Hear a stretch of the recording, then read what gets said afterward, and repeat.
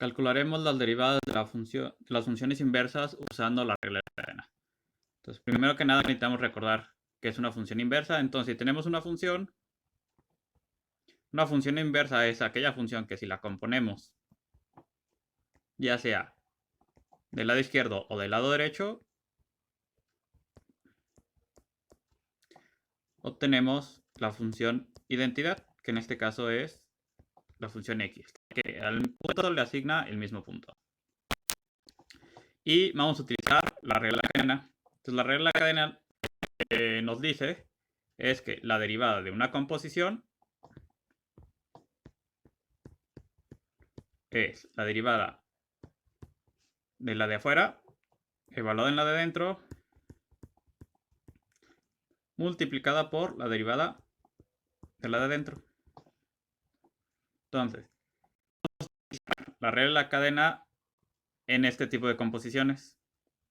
Y si sabemos la derivada de la función que tenemos, entonces podemos saber la derivada de la inversa.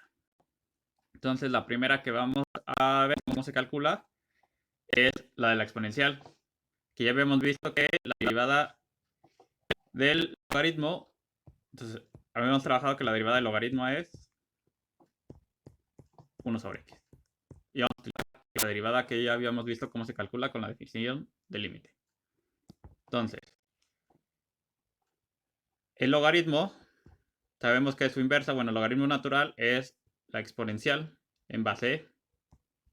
Entonces, recordando esto, pues eso nos queda la función de identidad que es x. Entonces, si derivamos esta, entonces como es una igualdad, derivarlo de la izquierda es lo mismo que derivarlo de la derecha. Entonces, la derivada de la función x de la identidad sabemos que es 1. Y aquí, aplicando la derivada, la regla de la cadena, nos queda que es la derivada del logaritmo evaluada en la exponencial por la derivada de la exponencial, que es la que queremos conocer. ¿Cuál es? Entonces, esta derivada de la exponencial se va a quedar. Y esto es igual a 1. Entonces, aplicando, que sabemos que la derivada del logaritmo es 1 entre x, 1 de lo que tiene dentro, entonces nos queda 1 entre e a la x. La derivada de la exponencial, que todavía no sabemos quién es, la dejamos indicada nada más, y esto es igual a 1. Por lo tanto, despejando, tenemos que la derivada de la exponencial sale multiplicando, nos queda que es la exponencial misma. Entonces, como habíamos dicho, la derivada de la exponencial es ella misma. Es, además de la función 0, la única que es ella misma, y eso es lo importante de esta función. Ahora vamos a trabajar con las funciones inversas de las funciones trigonométricas, que recordemos son arcoseno, arco coseno, arco tangente y arco cotangente, arco cosecante y arco secante. Entonces vamos a calcular primero la de arcoseno. Entonces, sabemos que la función inversa la estamos denotando por el arc. Entonces, el arc seno del seno es igual a la función identidad. Entonces, de la misma manera, si derivamos un lado, como son iguales, es la derivada del otro, la derivada de la identidad es 1, y de este lado nos queda la derivada del arcoseno, que es ahorita la que vamos a calcular. Vamos a dejar indicada evaluada en el seno por la derivada del seno.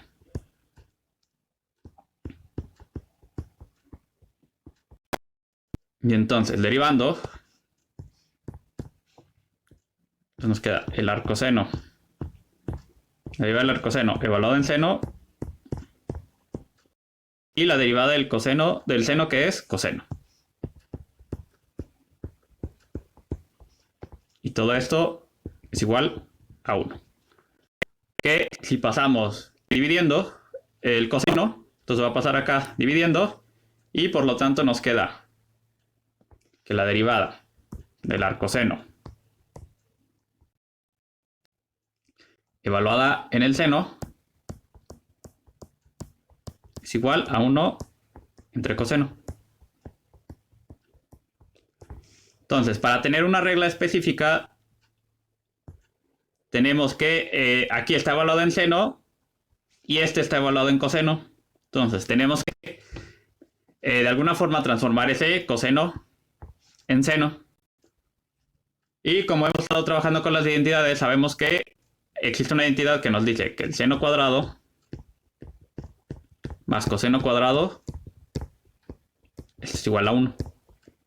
Por lo tanto, despejando, nos queda que el coseno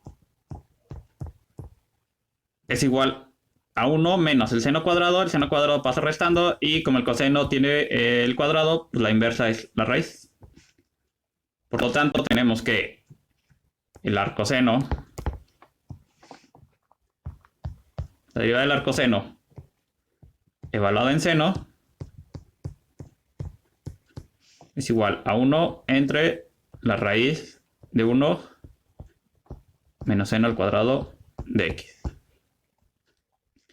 Y entonces podemos llamarle a este seno, le podemos dar una variable, por ejemplo, y. Entonces este seno pasa a ser y. Y entonces la fórmula general nos dice, sustituyendo que la derivada del arcoseno evaluada en la variable es igual a 1 entre la raíz de 1 menos la variable al cuadrado. Esta es la derivada del arcoseno. Por último, vamos a calcular la derivada del arcotangente. Entonces, aplicamos de la misma manera arcotangente de la tangente es la identidad. Derivamos del lado derecho, sabemos que nos queda 1 y de este nos queda la derivada del arcotangente evaluada en tangente por la derivada de la tangente.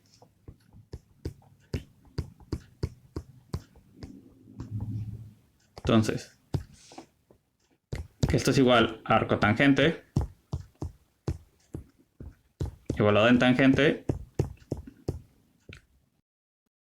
La derivada de la tangente que es secante cuadrada.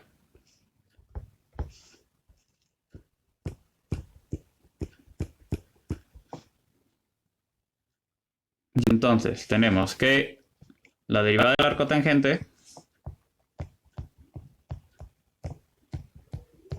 evaluada en tangente es igual a 1 entre secante al cuadrado.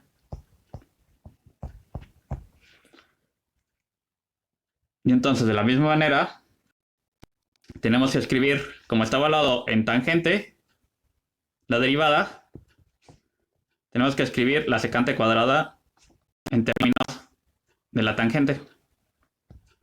Recordando la identidad igual, la de los cuadrados nos queda que tangente al cuadrado más 1 es igual a secante cuadrada de x.